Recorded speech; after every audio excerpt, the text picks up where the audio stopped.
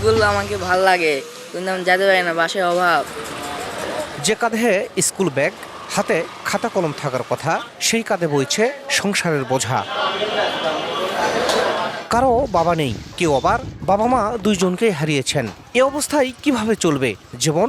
তাই তো দারিদ্রতার কষাঘাতে নিজেই নেমেছে রুটি রুজির খোঁজে। আমাদের অভাবী সংসার, আমার বাবা হোস্টেলে কাজ করে। আমি স্কুলে যেতে পারি না, আমার বন্ধু সবাই যায় আমার বয়সে। গ্যারেজে থাকি, যে টাকায় পাই বাসায় দেই।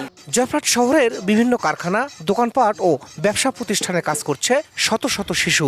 অল্প বেতনে বেশি কাজ আদায় করার সুযোগ লুফে নিতে শ্রমিক হিসেবে অনেকেই বেছে নেন শিশুদের, চাপিয়ে দেন অতিরিক্ত বোঝা। এতে লঙ্ঘন হচ্ছে শিশু শ্রম আইন। পড়াশোনা ইচ্ছা থাকলেও পড়াশোনা করতে পারি না। অভাবের সংসার, আমাকে এখন থেকে কাজ করে খেতে হয়। 18 বছরের নিচে শিশুদের শ্রমিক হিসেবে নিয়োগ দেওয়ার বিষয়ে বিভিন্ন প্রতিষ্ঠানের মালিকরা বলছেন, অভাবের কথা চিন্তা করে তাদের জীবিকার ব্যবস্থা করা হয়। কাজও শিখে 2 পয়সা পায়, তারা বাসায় নিয়ে যায়, মা বাবা বলে খায়। তাদের অভাবের তাড়নায় এলা কাজ করে।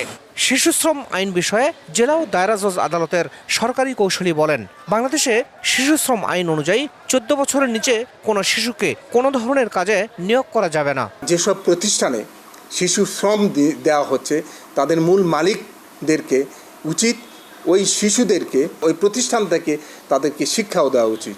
শ্রম আইন বলছে 14 থেকে 18 বছরের কিশোরদের হালকা কাজে নিয়োগ দেওয়া যেতে পারে, তবে তা যেন তাদের শিক্ষা বা স্বাস্থ্যের ক্ষতি না হয়। শাহিদুল ইসলাম সবুজ, সময় সংবাদ, জয়পুরহাট।